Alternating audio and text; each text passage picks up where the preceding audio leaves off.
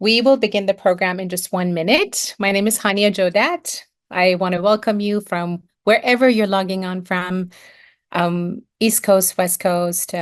We have a wonderful panel of speakers and experts on this call, and we are very excited to announce the launch of the Teach-In Network, which we'll talk about shortly. But again, everyone, my name is Hania Jodat.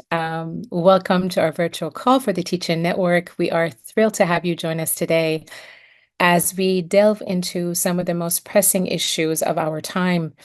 We're excited to announce the launch of our National Teach-In Network, which is designed to equip organizers both on and off campuses with the resources necessary to educate and mobilize movements that confront what Dr. Martin Luther King Jr. described as the madness of militarism.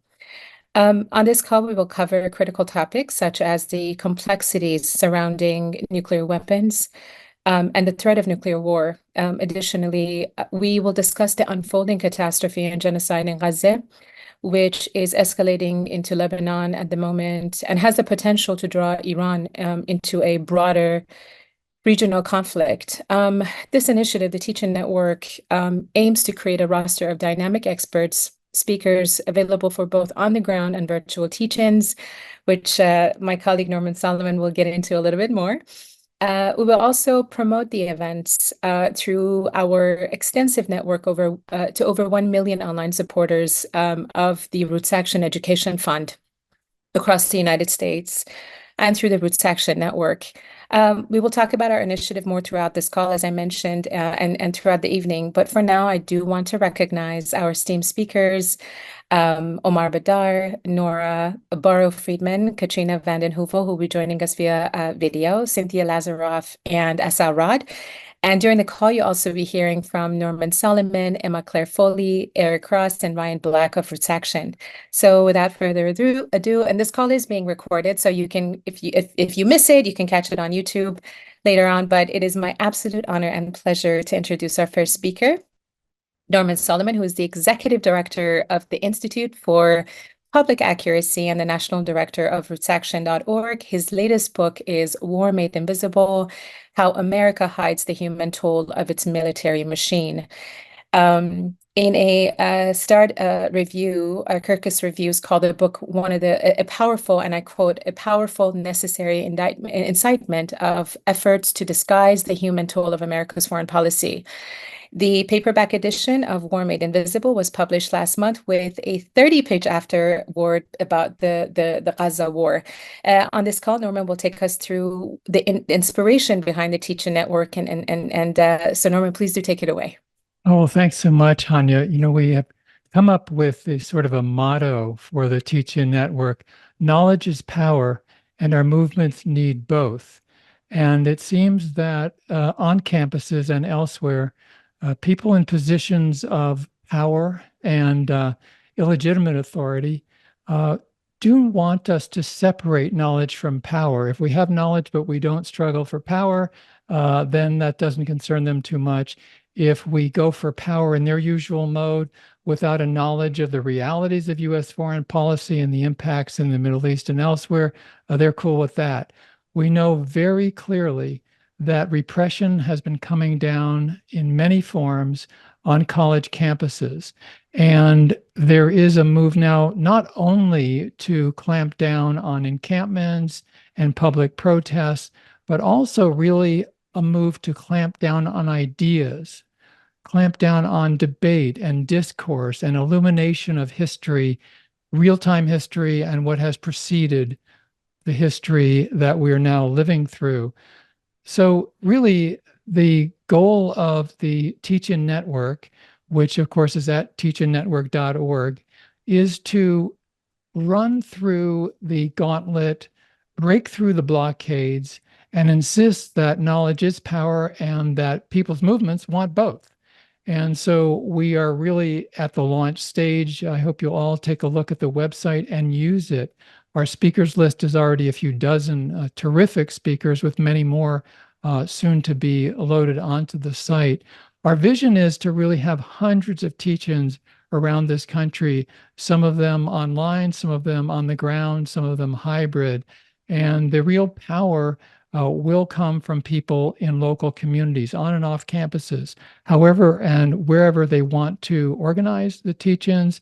And our role for the Teach-In Network is to facilitate, to network, to provide information about how people can draw on the resources that exist nationally and internationally, and also how to break through some of those blockades, how to take action, how to implement our knowledge with protest and confrontation of the establishment, the political, economic, media establishment that is enabling Israel's complete genocide and mass murder policy in Gaza and now spreading to elsewhere in the region. So with that, thanks to everybody for being part of our evening and part of the launch of the Teach-In Network. Thank you so much, Norman.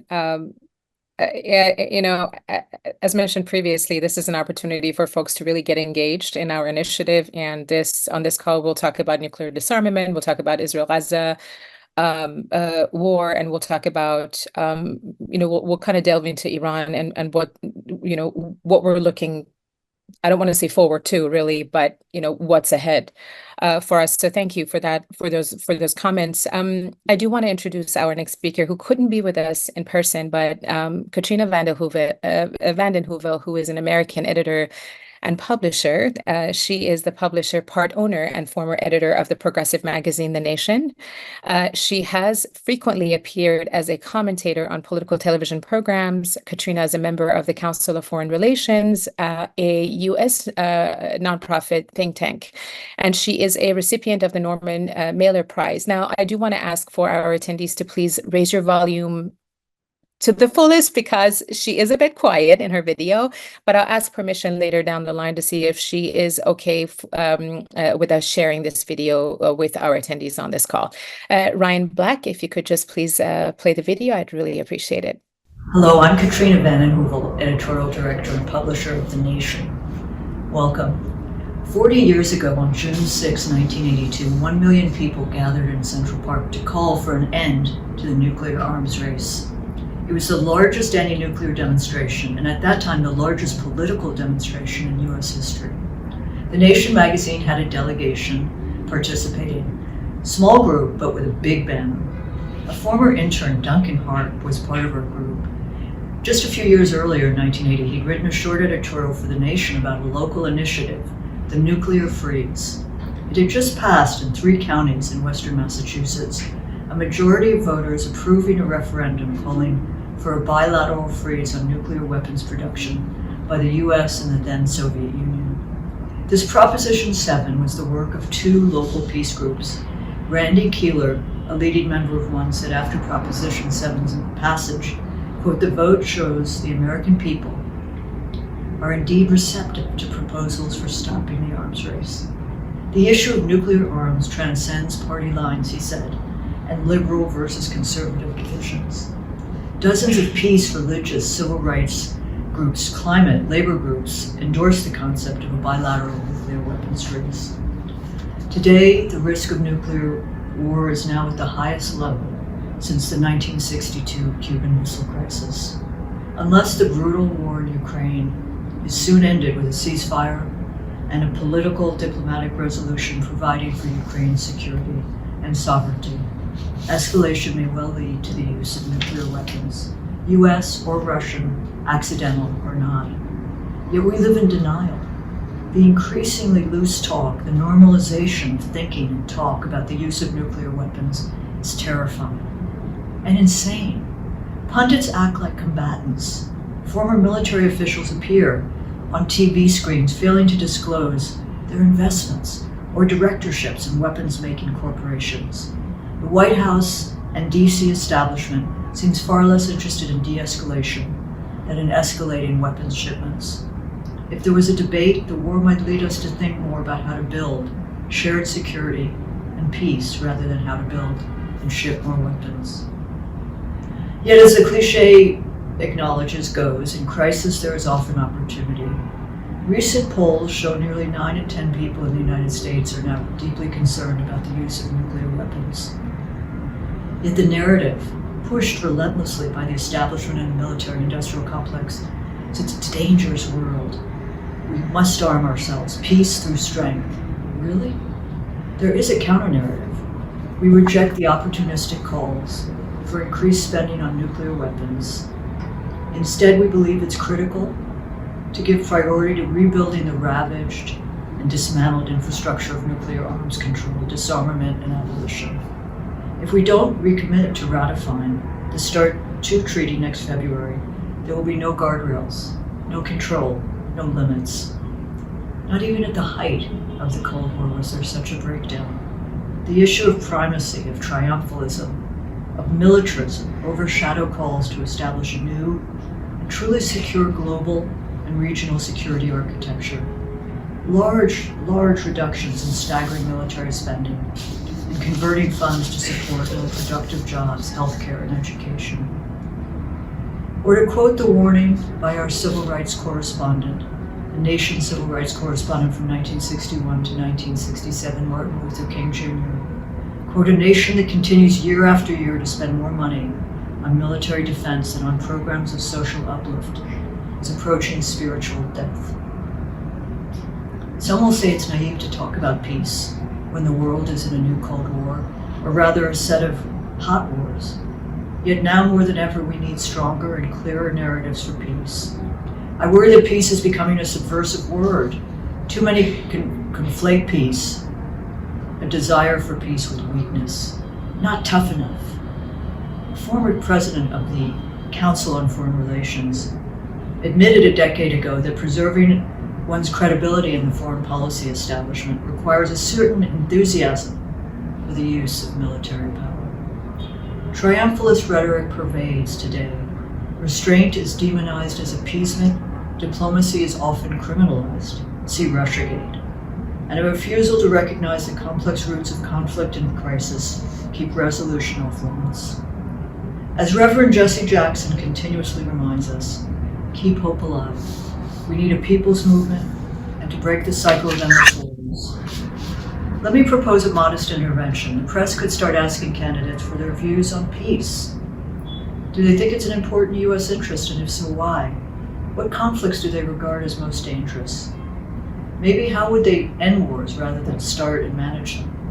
Keeping America strong is not a sufficient answer.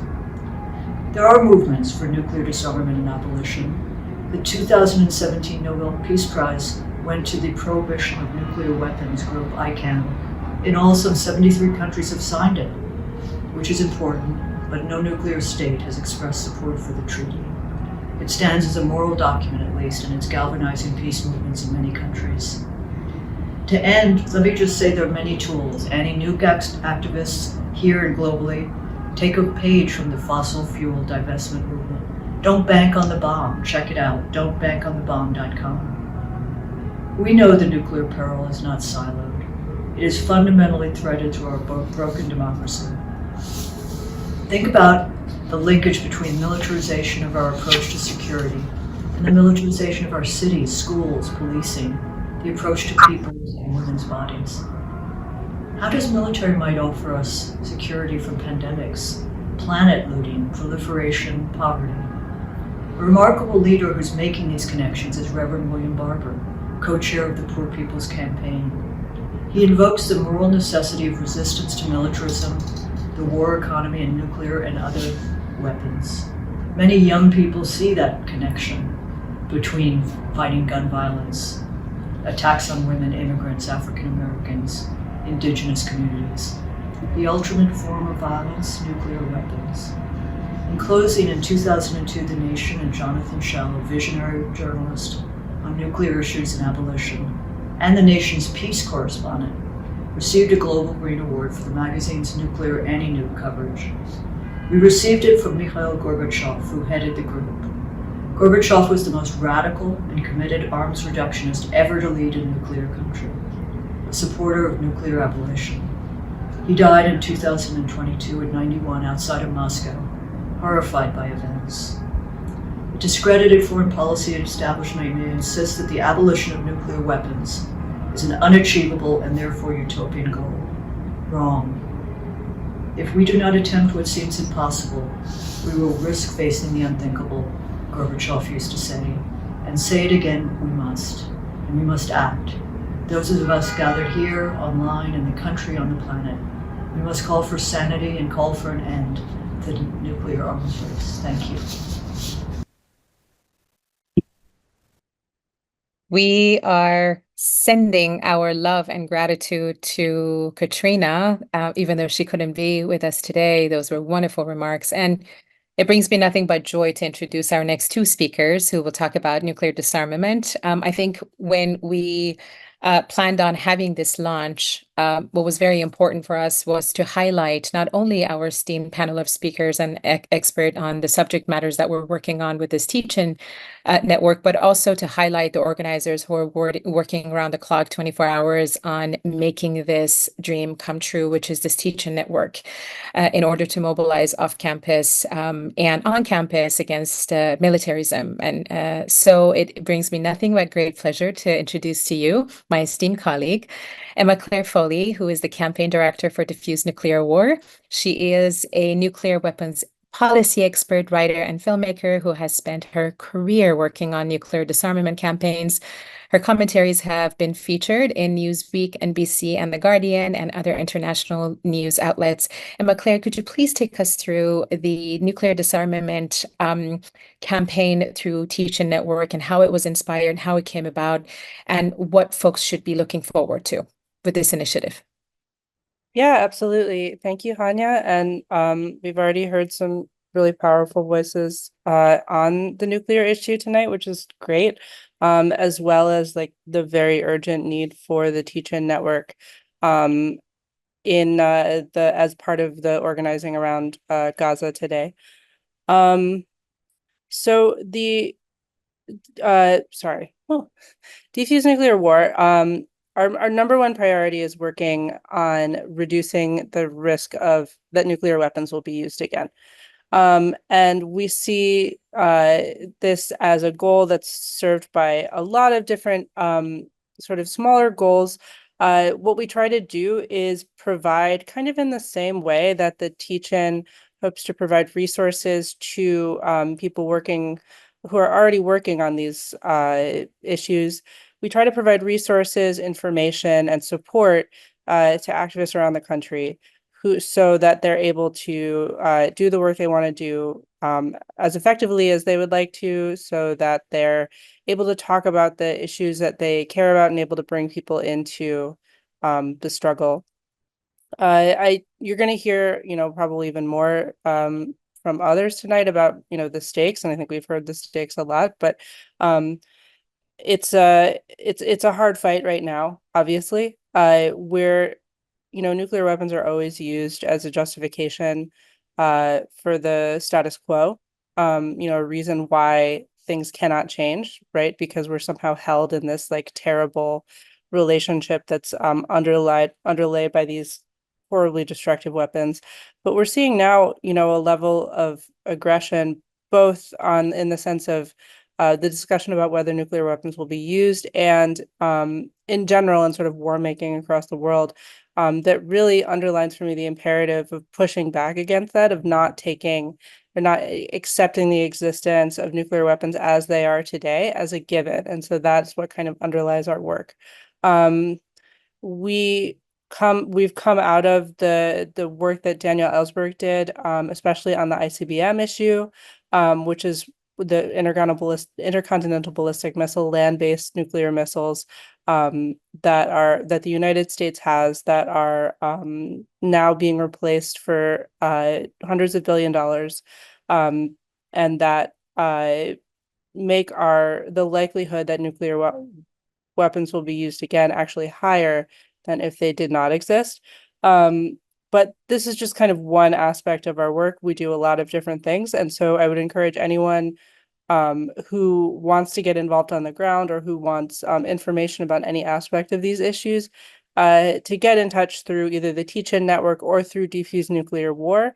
And we would love to work together. So I'll stop there. Thank you so much. Of course. Thank you, Emma Claire Foley. If you could actually share our Diffuse Nuclear War Twitter handle for our audience members so people can follow and keep in contact with the organizers and keep up with the most recent news. We will quickly move on to our next speaker, who will also talk about disarmament. A dear friend of mine, Cynthia Lazaroff, who is the founder of Women Transforming Our Nuclear Legacy and Nuclear Wake Up Call Earth. She is an award-winning documentary filmmaker and the author of Dawn of the New Armageddon, a personal account of the Hawaii missile scare amidst escalating nuclear danger, published in Bulletin of Atomic Scientists on Hiroshima Day. Cynthia is a U.S.-Russia relations expert who has participated and practiced Track 2 diplomacy and founded groundbreaking U.S.-Russia exchange initiatives since the early 1980s. Cynthia is a recipient of the Women Waging Peace Award from the Nuclear Age Peace Foundation. Cynthia, please do take it away.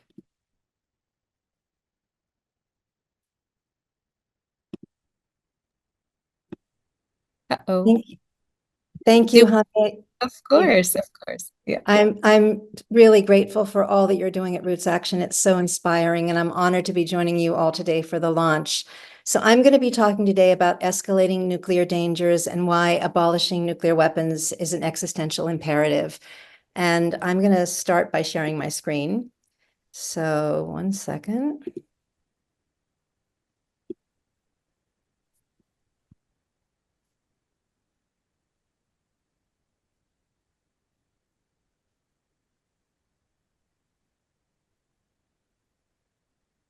So after the Cold War ended, I thought I could stop worrying about nuclear war.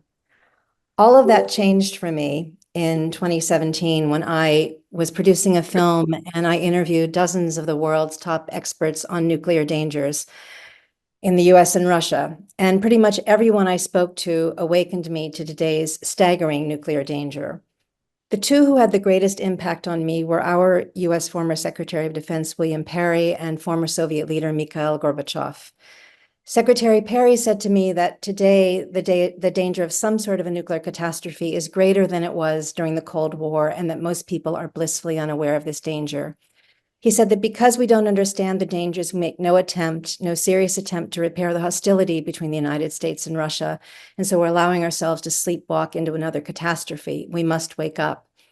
At that moment, I realized that I'd been sleepwalking since the end of the Cold War.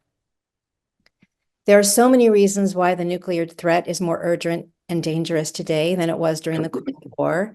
We have all of the old dangers that were present during the Cold War, plus numerous new dangers that didn't exist back then. And so I'm just going to run through a few of them. So the one that's been with us all along and still is with us is the risk of accidental nuclear war due to blunder, miscalculation, mistake, or false alarm. And we've moved today from what was back in the Cold War, a largely bipolar nuclear world where the risk of confrontation was seen and viewed through the risk of confrontation between the US and the Soviet Union. It's now really a multipolar nuclear world slowly spinning out of control. With 9 nuclear-armed states, an estimated over 12,100 nuclear warheads. This map from the Arms Control Association shows who has what. And all the 9 nuclear-armed states are modernizing their nuclear arsenals. Last year, $91 billion was spent on nuclear weapons. That's approximately $3,000 a second. The US spent more than all of the other nuclear-armed countries combined, and we are entering a new arms race. So we also have the collapse of arms control treaties that were the pillar of our nuclear security architecture during the Cold War. And this is also escalating the danger. We have cyber weapons and cyber insecurity. We have a sort of a Wild West situation where there are no rules of the road. We also have other highly destabilizing new weapons and emerging technologies like artificial intelligence. All of this has created a much more dangerous situation in terms of escalation and the risk of a nuclear confrontation. We also have possible terrorist hacking into nuclear command and control. The probability is low, but it is not zero, and even a small compromise in command and control could be catastrophic. So the danger that Secretary Perry warned of several years ago is even greater today as we face the daily risk of escalation to a nuclear confrontation in the fog of war in Ukraine, whether by accident, blunder, miscalculation, mistake, or by intention. And, you know, I think the thing that's so worrying is that during the Cold War, we maintained diplomatic channels of communication. We didn't stop talking to each other, and dialogue and diplomacy is what saved us during the Cuban Missile Crisis. So we truly are living on borrowed time without that at this point. I'm going to put in the chat two scenarios that I highly recommend that show the what happens if there's one launch of a nuclear weapon and there's a retaliation, and how rapidly things can escalate into full-scale nuclear war. So one is by the Nuclear Threat Initiative and one is by the Princeton Program on Science and Global Security. And what all of the simulations show is that once you have a retaliation to a single launch, they always escalate into full-scale nuclear war because there's no logical termination point once there is a retaliation. So the Bulletin of the Atomic Scientists has set the doomsday clock in 2024 to 90 seconds to midnight, again, the closest it's ever been. Many, like Secretary Perry, Helen Caldicott, and my beloved mentor and friend Dan Ellsberg, who we lost last year, have talked about sleepwalking on the nuclear threat. And, you know, Dan says that people are living in denial about the possibility of nuclear war because we're being lied to by the government as to what the risks are and what the scale of destruction would be. There's been a call for a wake-up call to the nuclear threat. Just very briefly, I had my own personal nuclear wake-up call. After I interviewed Gorbachev, I came home to Hawaii at the height of the fire and fury between Donald Trump and Kim Jong-un, and nuclear tensions were particularly high in Hawaii because we knew that we'd been marked as a target on Pyongyang's map of nuclear death. We were actually getting instructions about how to prepare for a nuclear attack and how to survive a nuclear attack. So all of this was present in my awareness on the morning of January 13th, 2018, when I was one of over 1 million people across the Hawaiian Islands who all got this message on our cell phones: ballistic missile threat inbound to Hawaii, seek immediate shelter. This is not a drill. I spent the next 38 minutes after getting word from a journalist that our county government was telling us to take shelter. I spent the next 38 minutes preparing my family to try to survive a possible nuclear attack. And as I was racing to shelter in a cave, the last thing I did was call my daughter to say I love you and goodbye for what I thought might be the last time. At that moment, I wondered if it was the beginning of an accidental all-out nuclear war with Russia, and I faced the possibility of the end of life as we know it. That experience still lives inside of me, and it's never going to go away until we eliminate nuclear weapons. Because like Mary Robinson and many others, I believe that as long as nuclear weapons remain in existence, it's inevitable that someday they'll be used. And the only guarantee of their not being used is complete abolition. Thankfully, thanks to the international campaign to abolish nuclear weapons, we now have the UN Treaty on the Prohibition of Nuclear Weapons, which actually bans and abolishes nuclear weapons forever. That treaty has been adopted by 122 countries at the UN. It's now been signed by 94 countries and ratified and entered into force as law by 73 countries. I'm going to put this link also in the chat so that people can have that afterwards. None of the 9 nuclear armed states has signed the treaty, but that's where our work comes in. That's what we need to do. And I just want to say that today, as we face unprecedented escalating dangers, it's an existential imperative that people from all over the world come together to support the treaty and abolish nuclear weapons because our lives are at stake. And this is about saving all we love and hold dear. We can do this. We still have time. So let's just get it done. Thank you. Thank you so much. Cynthia, I wanted to ask if it would be okay for us to share your slides with our attendees. I'm more than happy to email it to them later down the line. Of Um, course. Of course. Okay, wonderful, great. So with again, since October 7, we've also seen a very large number of college students protesting on campuses against the genocide of Palestinians and this rise to the anti-war movement and the desire to um, uh, withhold weapons from Israel and a call for a ceasefire. And one of my colleagues, Eric Ross, who I've had the pleasure of working with just in a very short period of time, is one of the wonderful organizers behind the Teaching Network. And so I really am very interested, Eric, for our audience members to learn more about your experience organizing on campuses. But before we do that, I do want to introduce you. Eric Ross is a PhD candidate in history at the University of Massachusetts Amherst at UMass.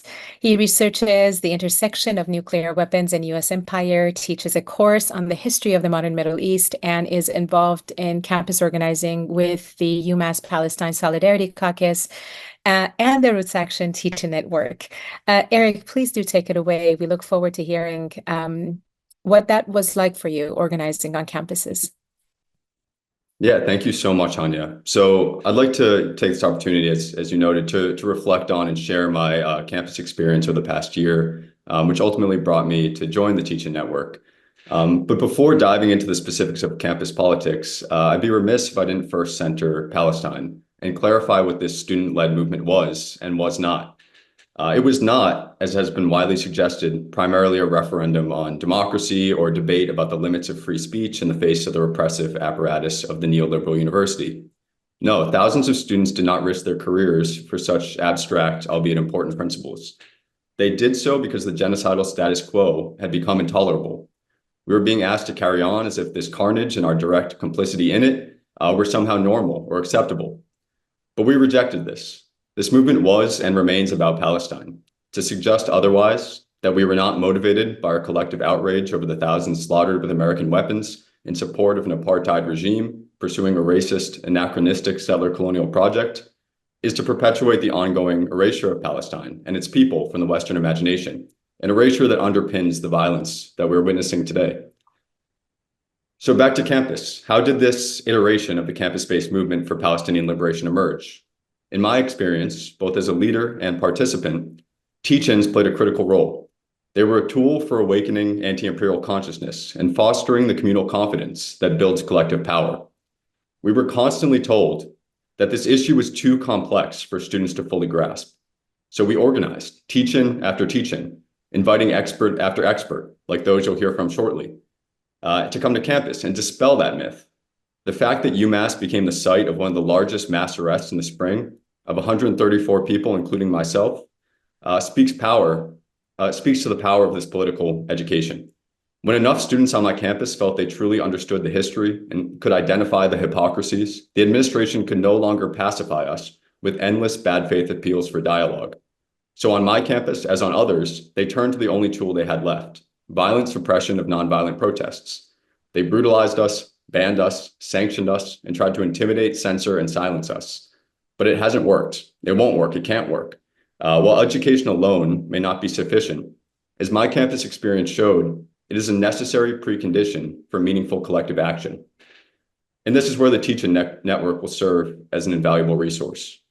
The network is working to provide the infrastructure to help sustain this movement, assisting us to fully realize that a better world is not only possible, but achievable. Popular education equips us with the knowledge and sense of shared purpose that we need to fight back. And if we continue fighting, I have no doubt that we will win and we will put an end to this madness. So thank you. And please be in touch about the Teach-In Network. I'm super excited. Thank you so very much, Eric. And if you could let us know and let our attendees know how they can get in contact with you in the chat, that would be wonderful if you have a social media handle that you want to share with us. one of the things that we quite often hear folks say is that this all started October 7th, but not really. There has been quite a long time that the Palestinians have suffered under an apartheid regime, and now,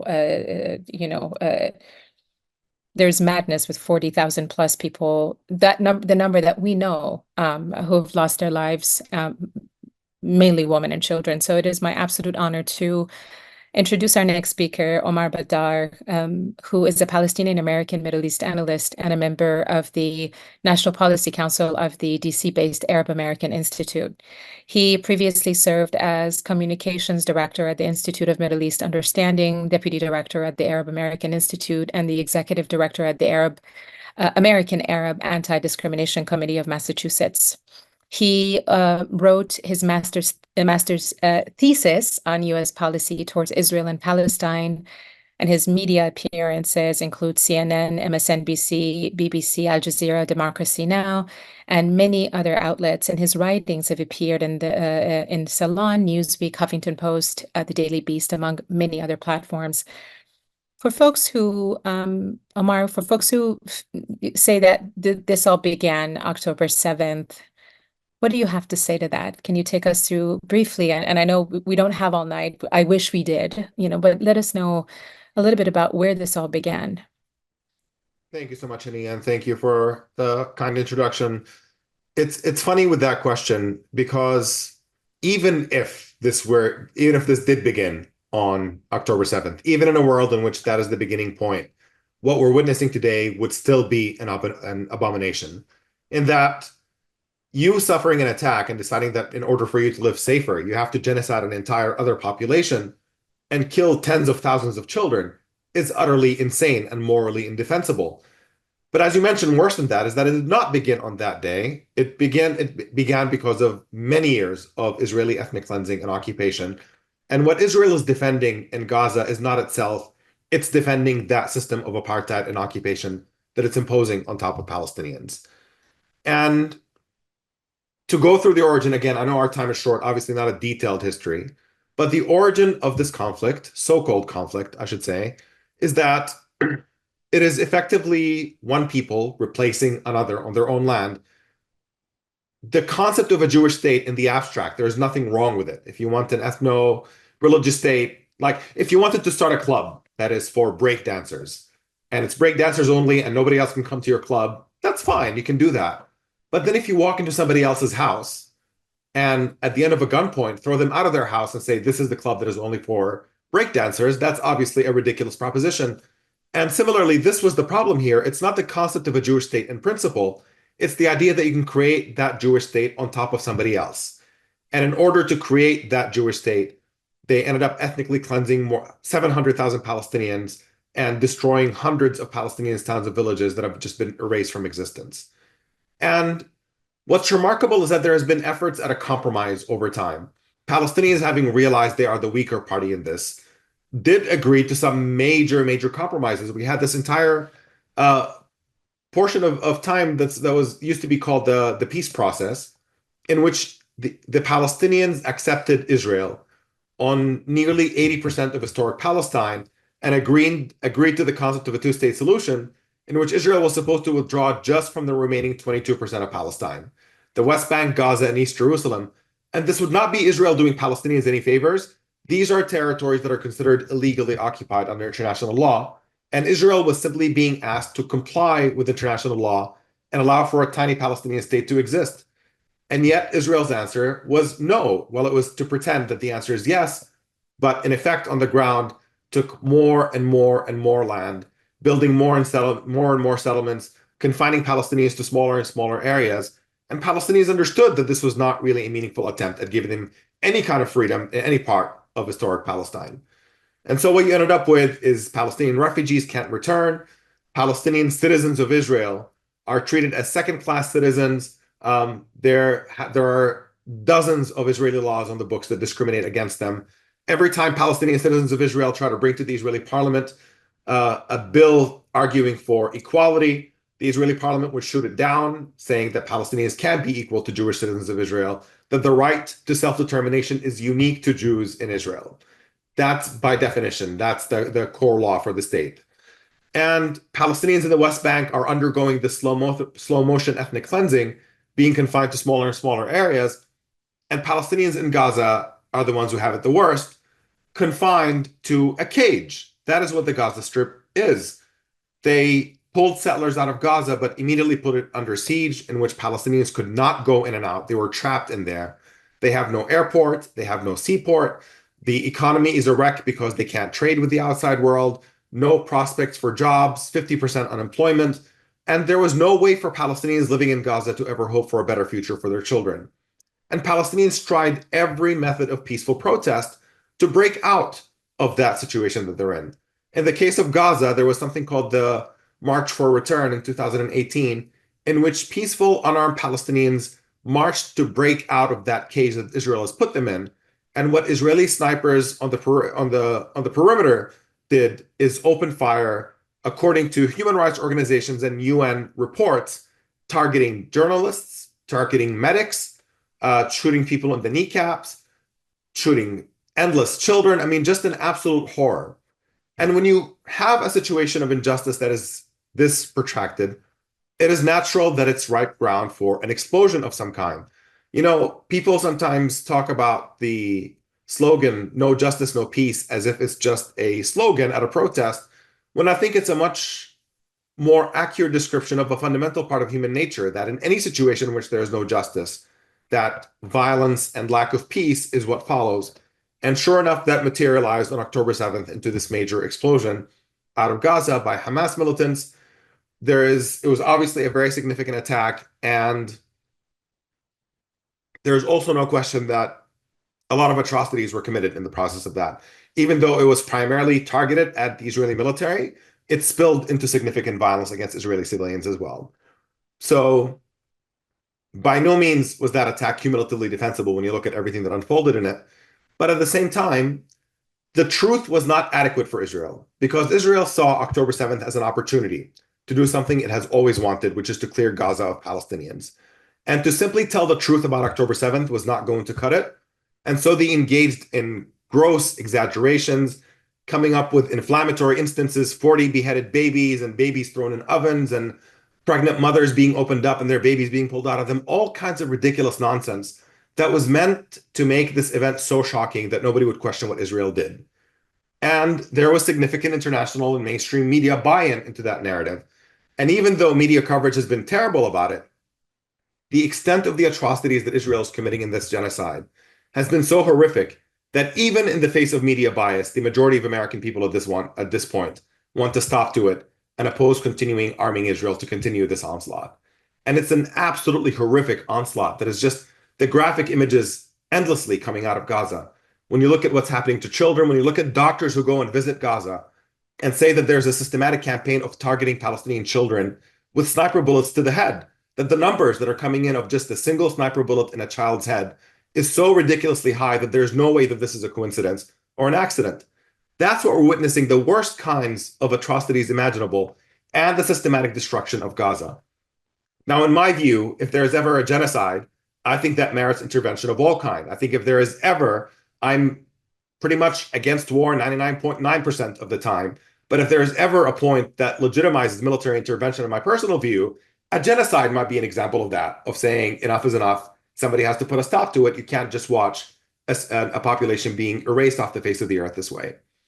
And in the case of Hezbollah and Lebanon, they decided to engage in practically a symbolic military action, a poking of the bear, so to speak. Hezbollah and Lebanon made clear that they don't want a full-out war with Israel. They have no interest in it. But they also felt that they can't just sit by and do nothing, harmful to their credibility as a group that champions Palestinian freedom and saying you have to stand up for Palestinians. And so they were firing across the border at the beginning, actually in an area called Sheba Farms, that is technically either Lebanese or Syrian territory. That's the only dispute on it. But undisputedly territory that is still occupied by Israel, still a tiny part in a corner there. And they were firing at things like antennas and cell phone towers. And Israel systematically escalated that conflict across the border. And when you look at the stats, the amount of death that was taking place on the Lebanese side of the border, the amount of fire, it was basically 5-1 in terms of who's firing into whose territory. And Hezbollah kept saying, we don't want this. Please give us a ceasefire in Gaza, and we're happy to stop completely and pull back. But Israel had such a commitment to never end the onslaught in Gaza. The mission has not been accomplished yet, and it's certainly not the hostages, because Netanyahu has made clear he's not interested in any kind of deal that leads to the retrieval of hostages. What he wants is just any excuse to continue on that onslaught in Gaza. And so the situation in Lebanon also was ripe for an explosion, unfortunately. Israel, of course, was going completely mad, carrying out assassinations. They bombed the Iranian embassy in Damascus. They later assassinated the guy they were negotiating with from Hamas in Tehran, carried out a bombing inside the capital city of Iran on the eve of the inauguration of the Iranian president. A greater provocation is kind of hard to imagine in terms of somebody who's looking for a wider conflict. And yet Iran restrained itself and decided not to respond because the US promised them that if you'd only calm down, a ceasefire is close by. And rather than that ceasefire materializing, it turns out the whole thing was just a sham. And Israel now is in a full-fledged war on Lebanon. They have invaded the country and they are bombing the capital city, bringing down residential buildings on top of the people who are inside them. That is what is unfolding. So Iran finally responds to Israel, saying it's for this assassination, bombs a bunch of empty military targets, and now the US and the G7 step in and say, this is a grave threat to the region's stability. We have to do something. Iran is threatening stability, and we condemn this attack. And you just have to pause and wonder about the level of racism that must drive so many of these diplomatic statements that we're seeing coming out, is that it appears to say that regional stability consists of an order in which Israel can impose illegal occupation and apartheid, it can commit genocide, it can invade neighboring countries, it can bomb capital cities. All of that is stability. But if somebody responds in a way that might upend an order in which Israel is free to do whatever it wants, then that's a threat to stability. That is not a way to maintain peace. That is not a way to move into a better direction. If you ever saw people fighting and you wanted to intervene as a mediator to try to put an end to that fight, the first thing you'd want to do is try to convey a level of fairness to them, to say, all right, we'll judge by one rule, the rule applies to everyone, and let's see what's fair and what's right for everyone. But if you come in and say, I'm a mediator, one person, I'm going to say you can do whatever you want, arm the most belligerent person in the room with weapons and give them a free hand to do whatever they want, but then tell everybody else that they have to sit down and shut up and take it, that's not a recipe to mediate conflict and resolve a situation that is getting out of hand. And so unfortunately, I think that we are heading towards a much darker and more catastrophic situation in the region, with the possibility of this regional war exploding, primarily because the United States is not living up to its moral responsibility of restraining Israel, witnessing this fanatical right-wing government in Israel going completely out of control, behaving in an unhinged and belligerent way towards everyone around it, and insisting that they might criticize every now and then and encourage calm, but they're going to keep the flow of weapons going that guarantees that Israel can continue behaving that way. And that is a recipe for disaster that we have to challenge and change. You're muted, Hania. Thank you. Thank you, Omar, for your comments. I think, in addition to us having to really witness this genocide for the past year, there's also, the foreign lobby that is now infiltrating within our Congress, unseating congressional members and members of our politicians who dare speak for a ceasefire and weapons embargo, and that is never ending. So I think with some of the losses we just had with Representative, say, Cori Bush losing her congressional seat, in addition to Jamal Bowman, with AIPAC really pouring in close to $30 million to unseat them because they dare spoke on this issue and against the genocide of Palestinians.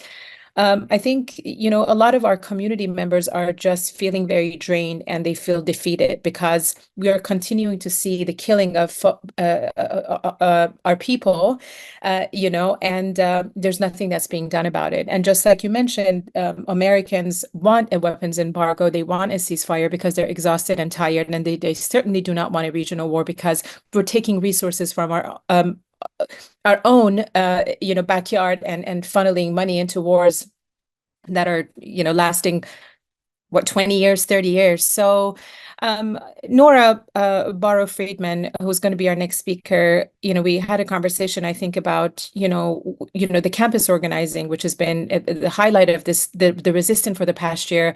Nora, I would love for you to take us through what that looks like. And are the students, in fact, coming back to campuses? How can we support them with the ongoing pushback of our police and law enforcement to shut down the resistance on campuses and close the encampments, right? But before we go into it, I do want to introduce you to our audience. And again, I thank you, Omar, for your comments earlier. Nora Barrow-Friedman is an associate editor at the Electronic Intifada and has been covering Palestine for more than 20 years as a reporter and a broadcaster. She's the co-host of the Electronic Intifada's weekly live stream and is the author of In Our Power, U.S. Student Organize for Justice in Palestine. Please do take it away. Thank you so much, Hania. And I want to thank Omar and the previous speakers. And I do want to make the connection between what we're seeing now unfolding on the ground in Gaza and in Lebanon. As Israel continues to be the biggest threat to peace in the region, second only to the US in the world. And in terms of its nuclear capabilities and its belligerence, and its complete lack of restraint. I mean, in the last 12 months, it's been proven that international law is worthless, that international humanitarian law specifically doesn't have to be applied when it is an ally, and not just an ally, but a kind of a pet project of Western imperialist policy. And we're heading into a really dangerous, as Omar said, time when Israel is allowed to basically do whatever it wants, to enact a genocide live streamed to the entire world for 12 months with no restraint, with US lawmakers bending over backwards to take, as you said, Hania, money that could be going right now to airlift people out of the US South from the hurricane in Tennessee and North Carolina. Instead, that money is being poured into weapons deals, including Israel's nuclear arsenal. It's a really scary time. And, in terms of, we always look at how the state operates outside of its borders, especially Western imperialist states, settler colonial states, how it treats people outside is the same that it treats people inside. So we're seeing, the ultra militarization of US law enforcement agencies, once again, protecting Israel from any sort of criticism, from any sort of, critique, debate, so much so that even the political ideology of the state of Israel, which is Zionism, which has absolutely nothing to do with Jewish culture, religion, or identity, is now being treated as a protected trait at top US universities. So over the summer, after the start of the student intifada last spring, when students from, I think, over 80 campuses around the country participated in this wave of encampments and, very vocal demands of their administrations to cut ties with Israeli research institutions, with companies that do business with Israel, and especially to the weapons makers that are making obscene profits by, as Israel shreds children to pieces. After during the summer break, it is clear that university administrations got together and decided that they were going to protect the interests of their donors over the interests of their students. This is not new, right? We've seen how university administrations have always treated Palestine solidarity protests and demonstrations and calls for boycott, divestment, and sanctions. But it has hit this new level of repression that is absolutely shocking to see. As I mentioned, now Columbia University, Barnard, and New York University, NYU, have enacted this ideological protection of, if you cannot criticize Zionism. You can't call someone a Zionist unless you're, calling yourself that and you're a proud Zionist. And it is being treated like a protected identity class, which it is not. It is a choice to be a racist, genocidal, settler colonist. And it is already having effects on students. And they know that these are not enforceable by law. Even though our civil rights are being eroded all the time, there is still the protection of free speech. They know that, and it's already being challenged by groups such as Palestine Legal and the ACLU and the NLG. But the point is to create a chilling effect on campuses, to make it a liability to engage in protests on campus in support of Palestinians and against a genocide. It is absolutely. I've been doing this for decades, and I'm still shocked at the level of, just that these Ivy League universities that are supposed to be the bastions of, free thought and debate and academic freedom and scholarship and these kind of, liberal progressive ideals are turning into, prison states within their campuses, where you're not allowed to discuss an issue that has absolutely devastating consequences for the entire world, let alone the Palestinian students on campuses who have families who are being wiped out in Gaza, that they're not allowed to express themselves and stand up for themselves and demand that they be treated as human beings. And that Zionists, who are afforded every single privilege on the planet, are being coddled and protected. It is just, it's quite shocking. I don't even have words sometimes to explain it. And so students are, some students are definitely feeling the chilling effect. But I think more than ever, students are galvanized by what they experienced in the spring, what they saw their classmates experience.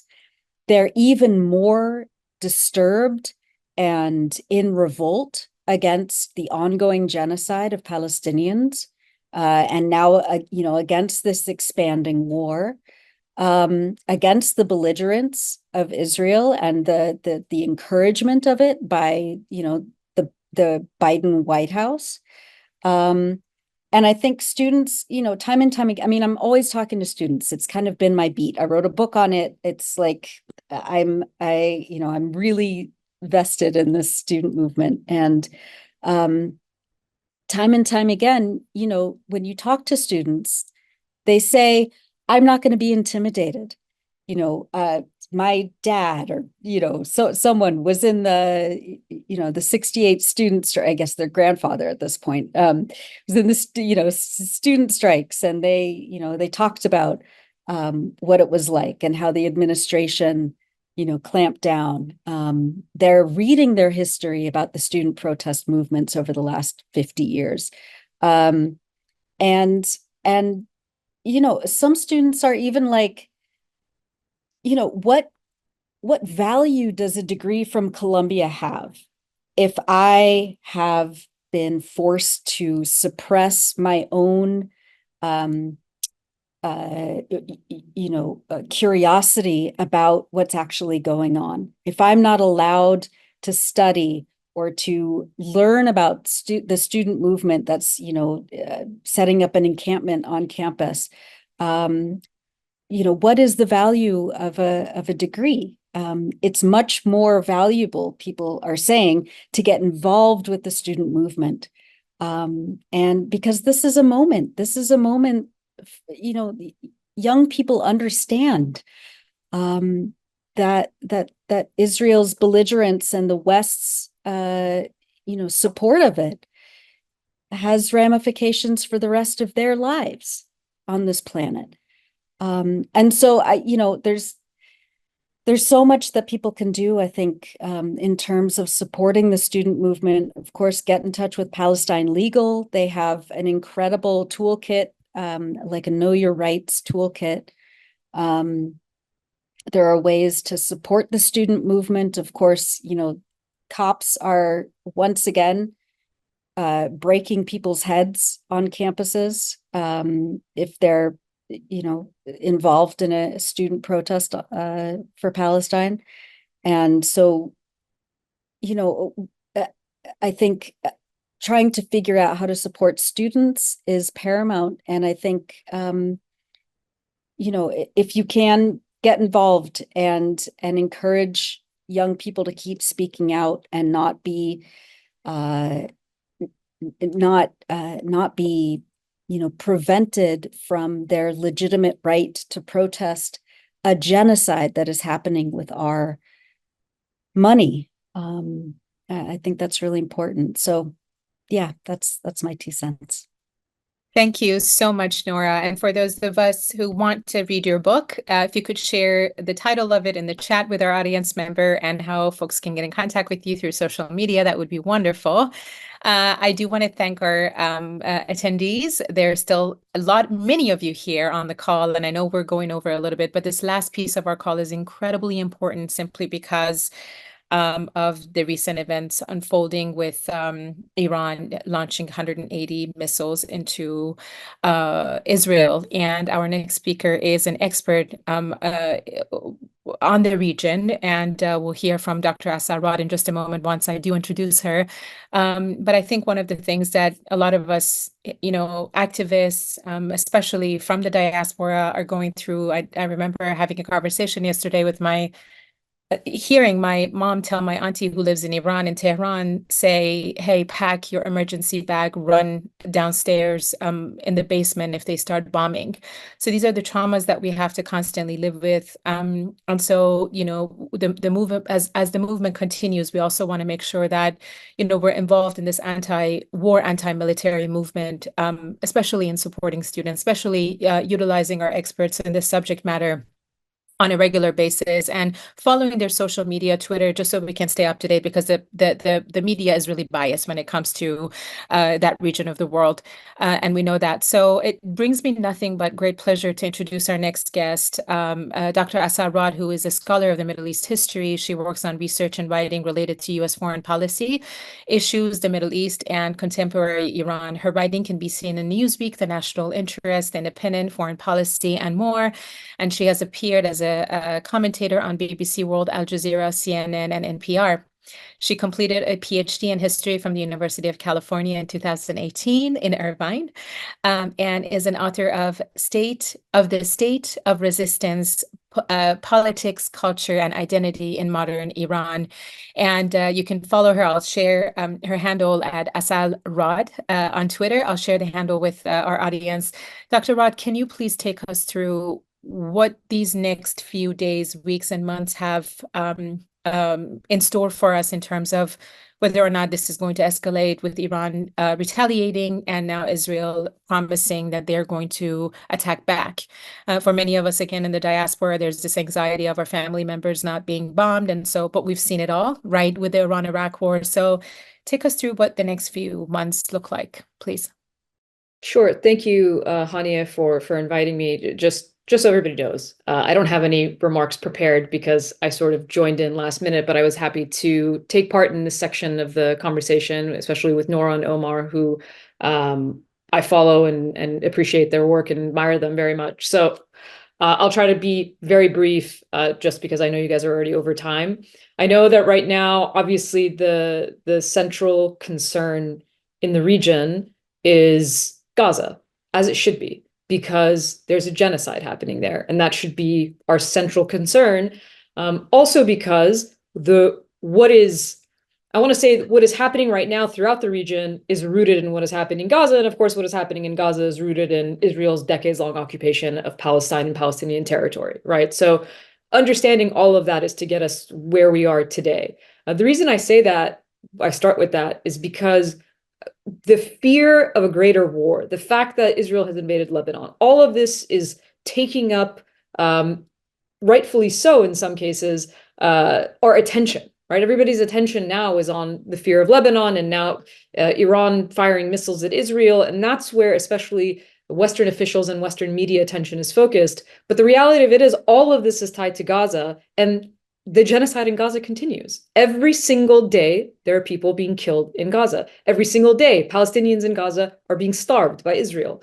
And all of the other conflicts that they're trying to compartmentalize and make it seem like that is not related, they're directly related to what's going on in Gaza. And you hear this from US officials who say things like, actually had Matthew Miller, State Department spokesperson, said the other day in a briefing that the reason for this escalation in Lebanon is because of Hezbollah firing rockets into Israel, and that started on October 8th, and that has nothing to do with what is happening in Gaza. An absurd claim because it's not true. Where we are with Iran is Iran did not carry out randomly an attack on Israel, right? This is how it might seem because all you see in the media is Iran carries out a barrage of attacks on Israel. These attacks were a response to the assassination of Ismail Haniyeh in Tehran, right? So Israel carries out an assassination in Iranian soil. This is back in July.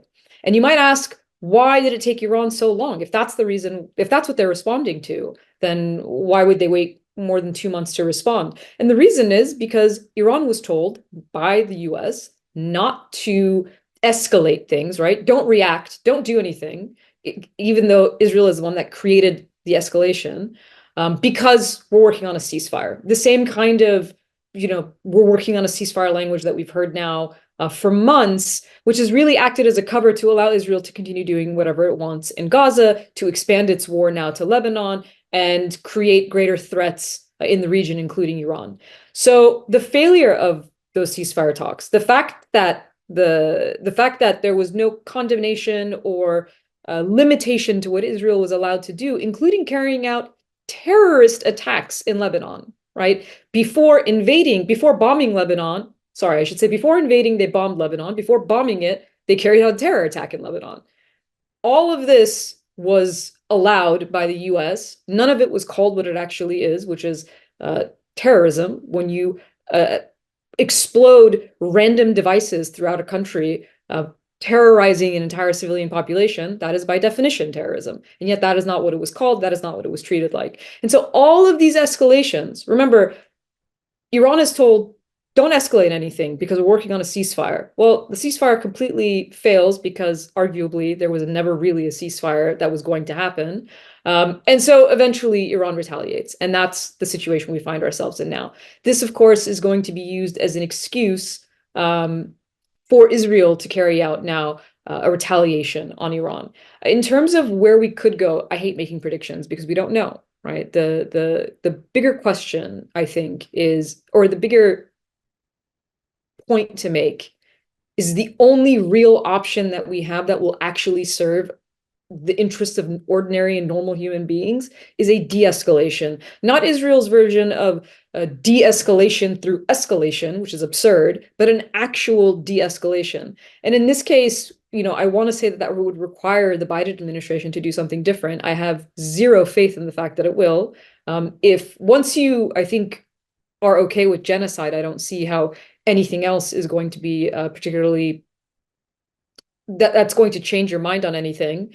The current situation is that it looks like the Biden administration is trying to limit Israel's attack to not attack Iran's nuclear facilities, but for whatever reason, they think that Iran's oil facilities, which is civilian infrastructure, is something that they're discussing.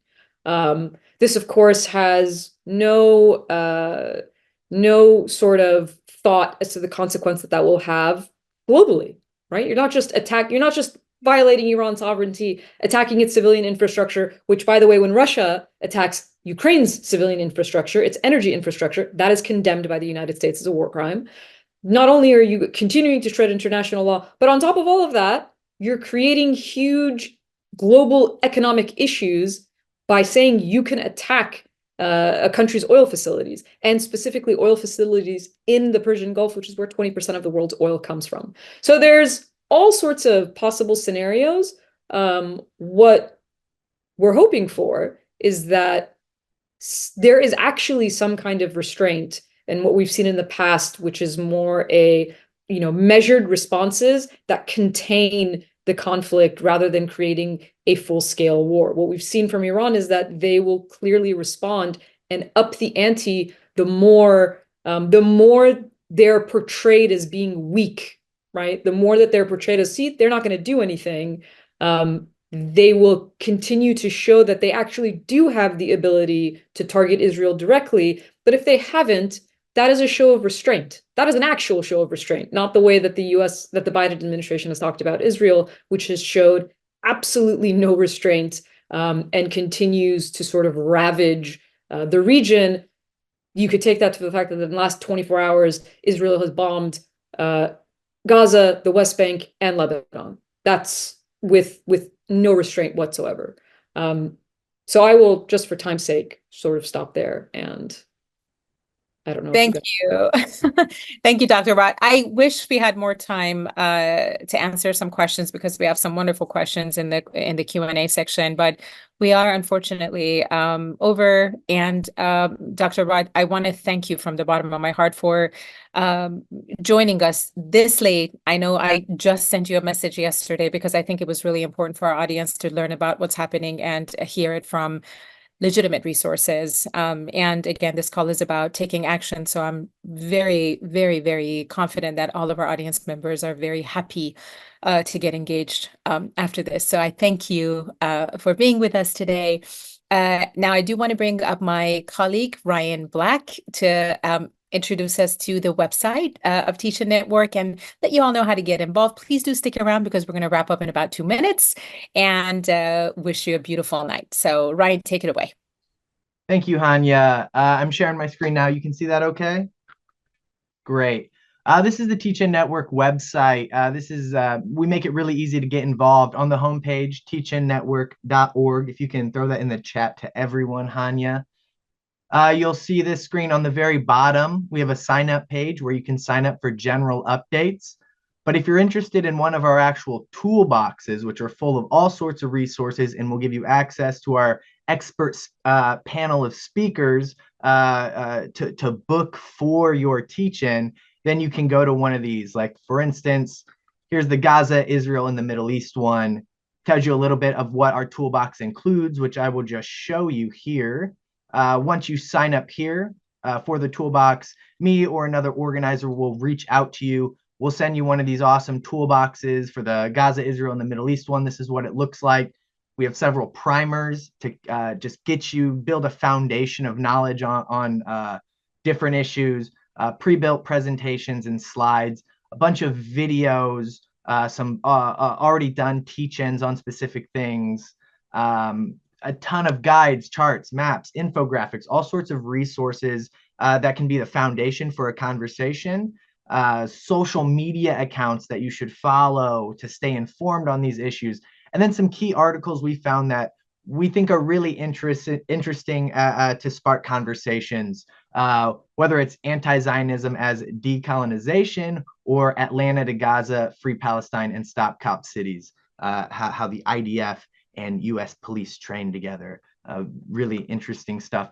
You'll also see our expert panel of speakers for each category. Once you get these, I'll send you a button or I'll send you a form where you can fill out and request these speakers to actually speak at your teach-in.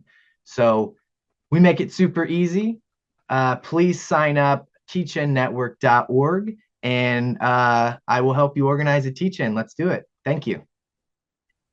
Thank you, Ryan. I know it's so late where you are and where many of our audience members are joining it from. So I want to thank you all from the bottom of my heart for being here tonight. Again, you could be anywhere, but you chose to be here because you, much like us and our experts and our speakers, want a better world and a better future for your children, and certainly no war in the Middle East and in that region. Obviously, we're going to add to the group of our expert speakers on the website, many of whom you probably heard from tonight will be added to the website. So check us out, continue getting engaged and become a member. And I wish you a beautiful rest of your evening. My name is Hania Jodat from Roots Action Education Fund, and I look forward to our next call. Bye-bye.